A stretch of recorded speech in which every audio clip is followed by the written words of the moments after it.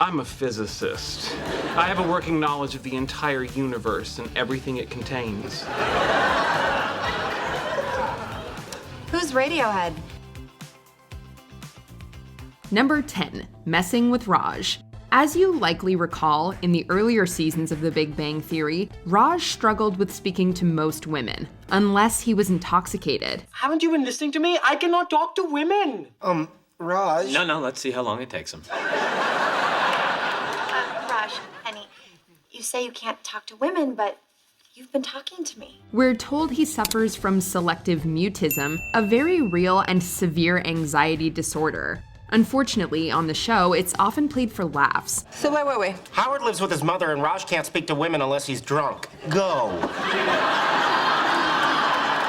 Oh, that's fascinating. Selective mutism is quite rare. It was perhaps best encapsulated by this exchange between Penny and Raj. Penny walks into the apartment and immediately addresses Koothrappali. Yo, Raj, talk to me.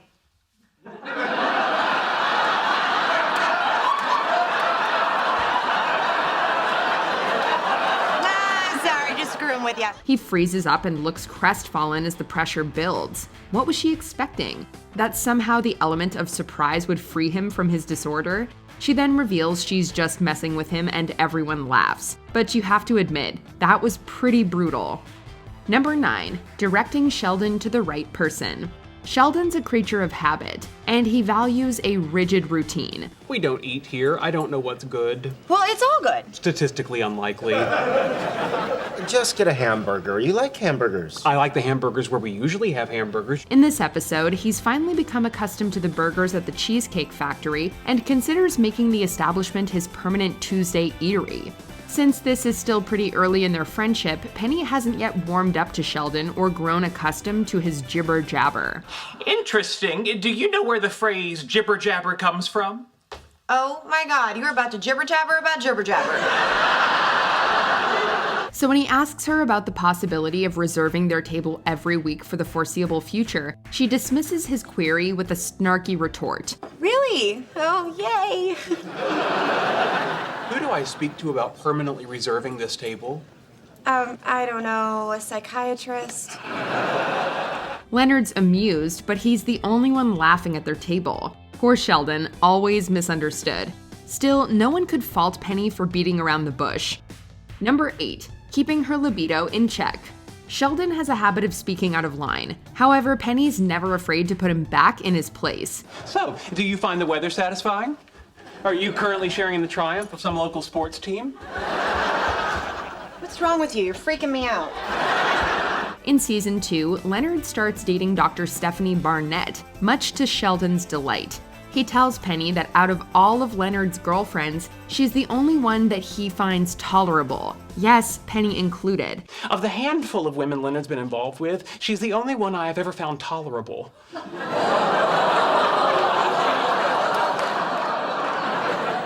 Well, what about me? The statement stands for itself. Then, in a very Sheldon-esque way, he asks his neighbor to refrain from acting upon her urges so as not to come between Leonard and his Sheldon-approved paramour. Penny's unimpressed and responds with a biting remark. I would ask you to find some way to suppress your libido. I could think about you. Fine, whatever works. Unfortunately, her fiery comeback is lost on Sheldon. However, we all got it and collectively oohed and gasped at our televisions. Number 7, Sheldon's an alien. Throughout the show, it's been implied that Sheldon's either a robot or not of this planet. Based on that ring on your finger, I'd say you're pretty good at controlling robots. Careful, that's my fiancé you're talking about. And I can program him to hurt you. Penny seems to buy into the latter based on a couple of cutting remarks she's thrown his way over the years. For instance, after their apartment gets robbed, Sheldon decides to leave Pasadena forever, leading Penny to ask him how the mothership will find him if he keeps moving around. I'm leaving Pasadena forever. Tell me how that's overreacting.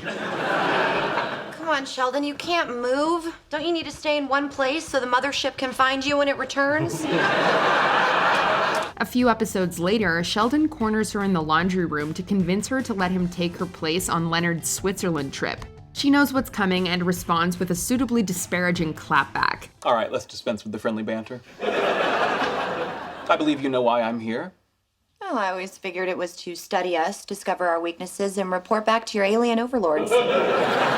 We don't know if aliens exist, but Penny makes some pretty compelling, albeit sarcastic, arguments. Number 6, helping Leonard get his tuition refunded. Leonard agrees to walk a mile in Sheldon's metaphorical shoes until he resolves the problem of a long overdue DVD. The idea is that a sweater will represent Sheldon's figuratively itchy brain when it comes to unresolved issues. If this sweater shuts you up, I'm gonna make a fortune selling them to everyone we know. Now, all I need to do is head down to the video store and return the DVD. However, things quickly spiral out of hand when what was seemingly an easy task soon becomes an impossible mission. Leonard spends much more time in the uncomfortable garment than expected, and it starts taking a physical and emotional toll. It's called proving a point. Is the point you're an idiot? Gentlemen, please. Leonard is trying to walk a mile in my metaphorical shoes. Penny urges him to take it off when Sheldon isn't around, but he refuses. So she tries another, more direct approach to highlight his stupidity.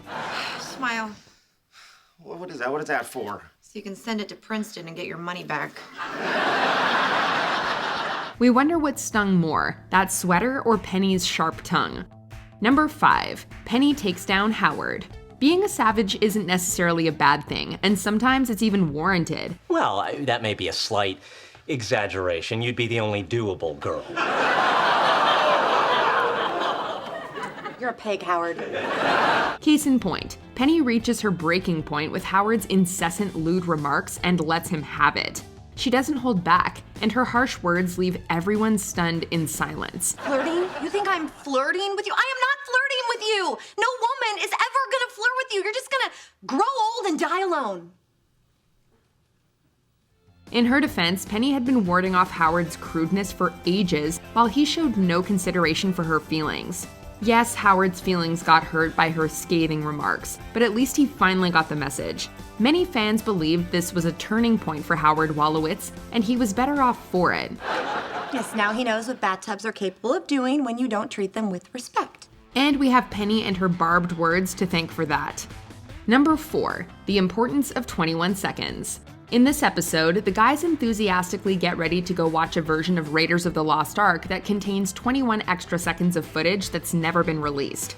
Howard extends the invitation to Penny, but she's not exactly grabbing her fedora and whip and jumping for joy. What?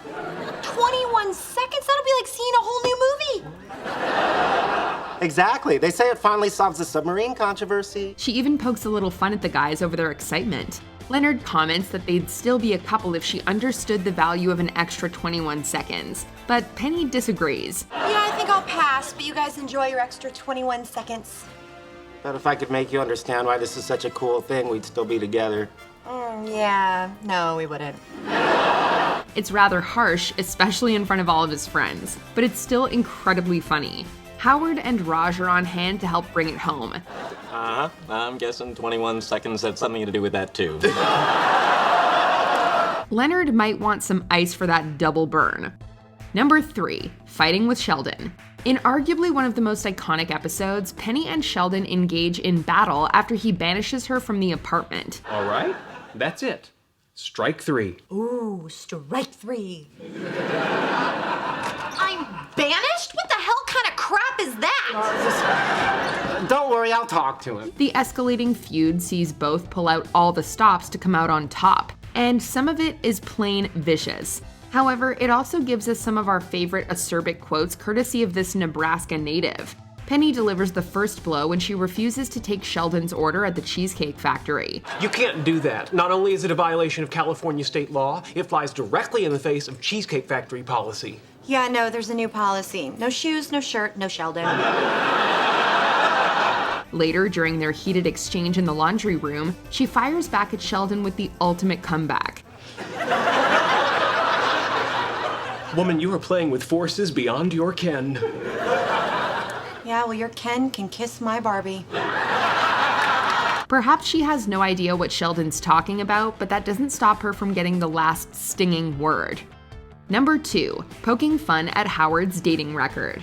Until Penny introduced him to Bernadette, Howard's dating record wasn't exactly something to write home about. Look, Howard, this is our 3rd date, and we both know what that means. We do. We're told that his dates usually required payment or inflating, and his handful of flings never lasted long. So when he gets a phone call during dinner and happily declares that he's going to get busy that night, Penny's understandably confused. Ooh, looks like I'm gonna have sex tonight. Hey, baby. What she doesn't know is that Howard and Leslie Winkle have recently started a friends with benefits relationship. So when he gleefully shares his evening plans, she jumps straight to the most logical explanation. His right hand is calling him? No, it's Leslie Winkle. It's a long story. Penny's a master of throwing shade at the guys, but this has to be one of her finest and funniest moments of savagery. Before we unveil our number 1 pick, here are a few honorable mentions. Getting back at Leonard. This is why you don't mess with Penny. I understand you have been whining about my parenting in order to emotionally manipulate your girlfriend. Bernadette told me everything. Now you don't get the left or the right. With your face. If her words don't say it, her face will. Well, I can handle casual. Oh, God. Why do you keep doing that with your face? Because you keep saying stupid things with yours. No robot is a match for Penny. Sheldon might want to think twice about supporting the robot uprising. The technology that went into this arm will one day make unskilled food servers such as yourself obsolete. Really? They're gonna make a robot that spits on your hamburger? Penny's not into Howard and Raj's new look, telling it like it is. They're gonna get beaten up at that club. They're gonna get beaten up at Walgreens. Penny's magic potion. It really works. Oh, this isn't alcohol. It's a magic potion that makes me like you. Double potion, please. Number 1, Avenging Sheldon and Glenn the Battle Ostrich. While the guys are often the primary targets of Penny's caustic tongue, they've also benefited from it. They took my battle ostrich!